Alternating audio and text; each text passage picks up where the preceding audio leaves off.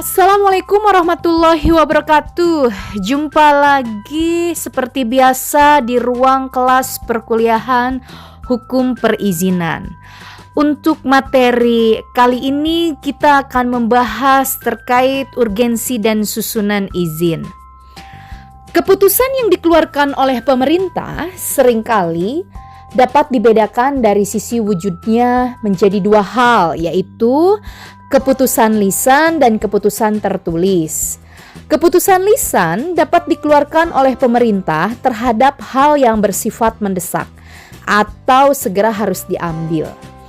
Kiranya tidak terlalu sulit untuk mendapatkan gambaran mengenai hal ini, seperti dalam hal terjadi peristiwa kebakaran. Nah, organ pemerintah yang berwenang, yakni aparatur kepolisian, segera memerintahkan agar orang-orang menyingkir dari jalan yang akan dilalui oleh mobil pemadam kebakaran. Demikian pula pada waktu dilakukan evakuasi terhadap korban gempa, harus diambil keputusan untuk menjadikan bangunan yang dimiliki oleh penduduk yang dianggap aman dan kuat digunakan sebagai tempat pengungsian untuk korban gempa. Tidak ada waktu yang cukup untuk menyusun keputusan secara tertulis. Masih banyak contoh lain, diantaranya izin untuk mendarat bagi pesawat terbang. Tidak ada waktu dan kemungkinan untuk meminta pejabat berwenang untuk membuat keputusan tertulis yang disampaikan kepada awak pesawat untuk meminta izin mendarat.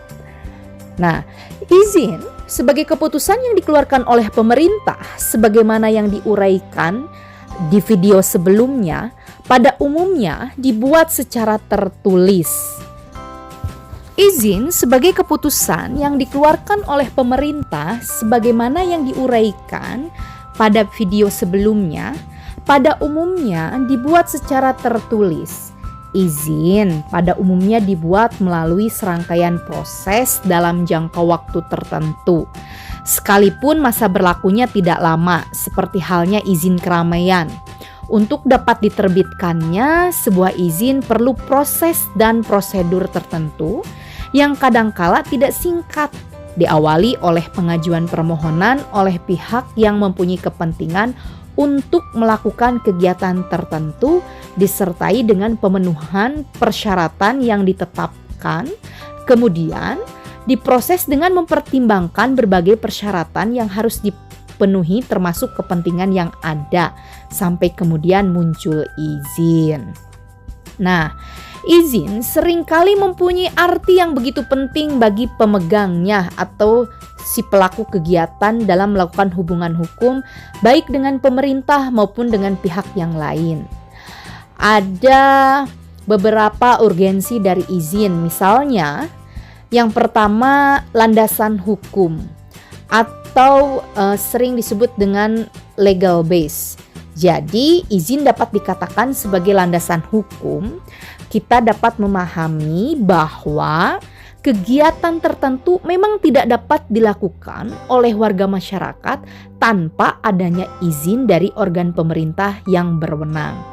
Kenyataan tersebut dapat dimengerti karena berbagai hal seringkali terkait dengan kegiatan yang akan dilakukan oleh pemohon izin.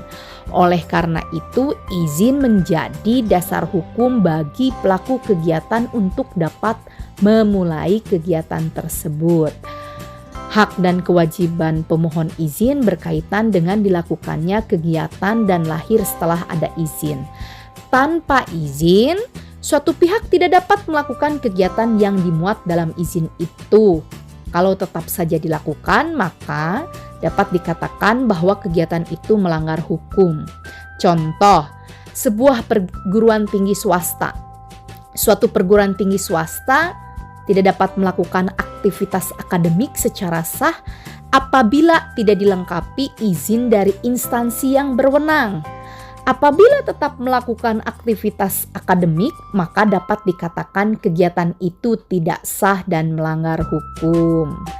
Kemudian, yang kedua, sebagai instrumen untuk menjamin kepastian hukum. Di dalam izin, pada umumnya dimuat berbagai hal, baik yang bersifat subjektif maupun objektif. Misalnya, Dapat dilihat dalam izin itu siapa yang diberikan hak untuk dapat melakukan kegiatan yang identitasnya seringkali telah tercantum dengan jelas. Untuk jenis izin tertentu yang dapat dipindah tangankan, sudah dicantumkan kemungkinan untuk pemindah tanganan itu. Di samping identitas pihak yang diberikan hak untuk melakukan kegiatan, disebutkan kegiatan apa yang diizinkan, apa batasannya, baik mengenai waktu, lokasi, volume maupun hal-hal deskriptif lain yang menyangkut suatu yang bersifat objektif. Dengan muatan yang demikian, izin tentu dapat digunakan sebagai pegangan oleh pihak pemegang izin serta pihak lain, sekaligus memberi kepastian baik mengenai siapa yang diizinkan, dapat dipindah tangankan kegiatan apa yang diizinkan, dan sebagainya. Yang ketiga, sebagai instrumen untuk melindungi kepentingan. Izin sebagai sebuah keputusan dapat digunakan untuk menjadi instrumen perlindungan kepentingan, baik itu kepentingan pemohon, kepentingan pemerintah, maupun kepentingan lain. Nah, izin dapat digunakan untuk melindungi kepentingan pemegang izin, karena untuk diizinkan melakukan kegiatan tertentu seringkali tidak lepas dari kewajiban pemenuhan persyaratan yang di dalamnya termasuk serangkaian pengujian. Apabila pemohon kemudian diberikan izin, maka di dalamnya terkandung makna bahwa kegiatan itu telah teruji sehingga baik, aman, dan sebagainya. Izin juga dapat dikatakan melindungi kepentingan pemerintah. Kenapa? Karena dalam izin seringkali ada beberapa klausul yang memungkinkan pemerintah mengambil tindakan apabila izin itu dilanggar. Dalam hal-hal tertentu, izin juga mempunyai manfaat bagi perlindungan kepentingan masyarakat sebagai pihak ketiga. Mengenai hal ini dapat diambil sebagai contoh untuk mendapatkan izin gangguan berdasarkan HO. Ada yang menyebut izin gangguan. Pemohon yang akan melakukan kegiatan diwajibkan meminta persetujuan dari tetangga sekitar tempat kegiatan yang akan dilakukan. Dalam hal ini, persetujuan dimaksudkan untuk memberikan perlindungan bagi kepentingan tetangga. Kalau memang mereka tidak setuju dengan kegiatan yang akan dimohonkan izin itu karena khawatir akan mengganggu, misalnya bisa saja yang bersangkutan tidak memberikan tanda tangan sebagai wujud persetujuannya. Dalam hal ini, mekanisme perizinan digunakan juga untuk memungkinkan masyarakat berperan serta dalam pengambilan keputusan dan sekaligus menjadi perlindungan hukum preventif bagi masyarakat tersebut. Oleh karena itu, memang sudah sewajarnya pemohon izin benar-benar memenuhi prosedur dengan meminta tanda tangan tetangga. Kemudian yang keempat, sebagai alat bukti dalam hal ada klaim. Maksudnya, sebagai sebuah keputusan yang dikeluarkan oleh pemerintah dan dijadikan sebagai dasar untuk melakukan kegiatan, izin dapat digunakan sebagai alat bukti bahwa yang bersangkutan telah mendapatkan perbolehan dari pemerintah. Artinya, kalau menyangkut suatu kegiatan tertentu akan dapat dilihat siapa yang diizinkan, sejak kapan, untuk berapa lama, dilakukan di mana, dan seterusnya. Apabila ada pihak lain yang mengklaim sebagai yang berhak untuk melakukan kegiatan yang sama, maka dapat ditunjukkan adanya izin itu. Tiap-tiap jenis izin tersusun secara berbeda-beda. Bahkan untuk jenis izin yang sama dapat termuat hal-hal yang berbeda-beda apabila yang menerbitkan itu instansi yang berbeda. Sebagai contoh, izin mendirikan bangunan yang diterbitkan oleh Dinas Perizinan Kota Yogyakarta dengan yang diterbitkan di Kabupaten Bekasi, formula atau rumusan-rumusannya bisa berbeda. Mengingat izin yang dikeluarkan oleh pemerintah itu demikian banyaknya, tentu juga dapat beragam susunannya. Untuk izin tertentu ada yang tersusun dalam bagian-bagian yang ringkas dan padat, tapi untuk jenis izin yang lain ada yang susunannya terurai secara terperinci. Surat izin mengemudi memuat hal-hal yang ringkas dan padat karena ukurannya tidak memungkinkan untuk memuat semua bagian izin secara lengkap terperinci. Sebaliknya, izin mendirikan bangunan dapat terurai panjang lebar mengenai berbagai hal di dalamnya. Nah, jadi ada beberapa bagian yang biasa dicantumkan dalam keterangan izin, yaitu yang pertama adalah organ yang berwenang. Di dalam izin biasanya tercantum nama organ pemerintah atau jabatan pemerintah yang berwenang. Organ pemerintah ini yang mempunyai kewenangan untuk penerbitan izin. Hal ini penting untuk dicantumkan di dalam izin, mengingat izin itu sebagai suatu keputusan pemerintah. Harus jelas organ pemerintah mana yang mengeluarkan izin tersebut. Apabila di kemudian hari ada persoalan berkaitan dengan penerbitan izin, misalnya menyangkut prosedur, isinya atau substansinya, dan kemudian dipersoalkan oleh pihak lain, akan dapat diketahui siapa yang harus bertanggung jawab. Taruhlah, kalau soal keabsahan izin tersebut dipersoalkan dan diajukan oleh masyarakat ke Pengadilan Tata Usaha Negara, misalnya, maka akan jelas siapa yang bertanggung jawab.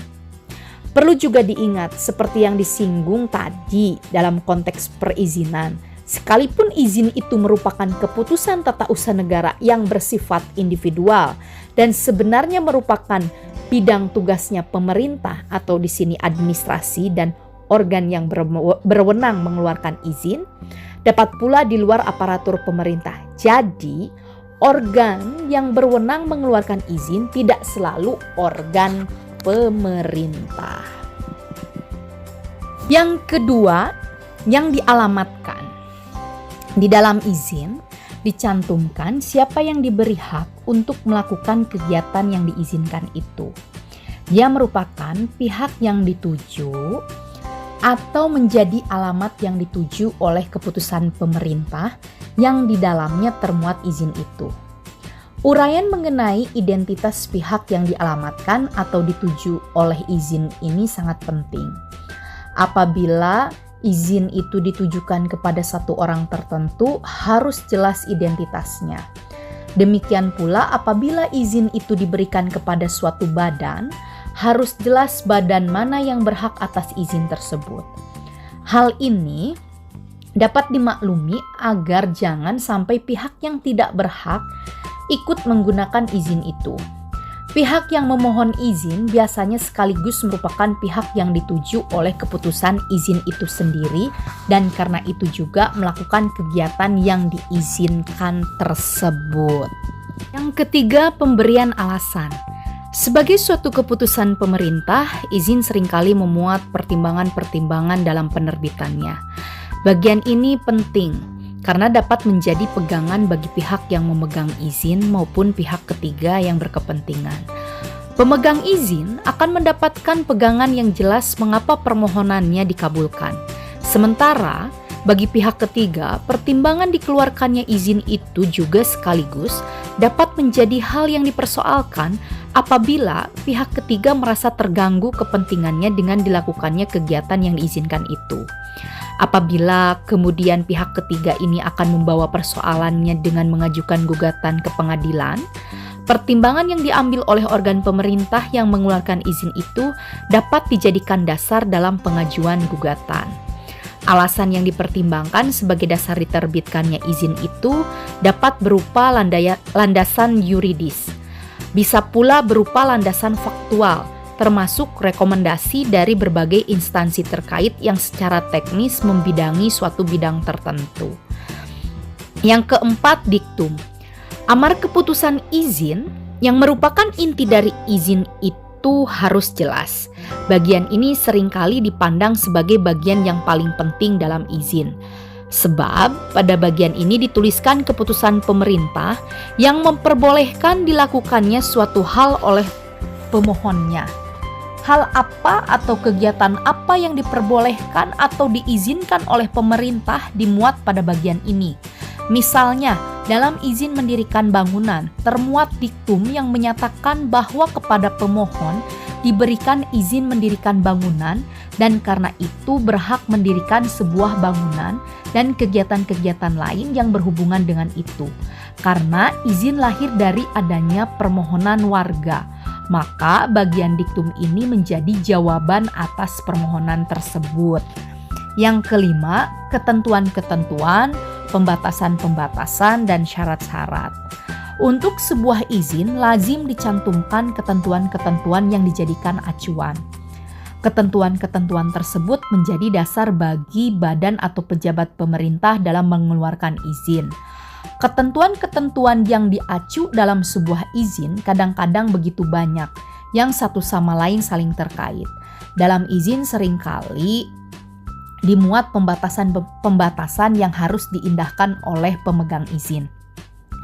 Pembatasan-pembatasan tersebut dapat menyangkut berbagai hal seperti masa berlaku, batasan dalam penggunaan, dan sebagainya. Sebagai contoh, di dalam izin mendirikan bangunan dapat dimuat pembatasan kegiatan itu, misalnya tidak dibenarkan menempatkan material bangunan di badan jalan dan melakukan kegiatan konstruksi yang mengganggu aktivitas masyarakat.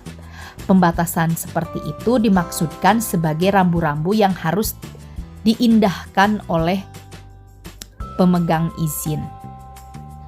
Tidak pada tempatnya, misalnya orang yang melakukan kegiatan mendirikan bangunan membiarkan tumpukan material berupa pasir, batu bata, dan sebagainya memenuhi badan jalan sehingga mengganggu arus lalu lintas di sekitarnya.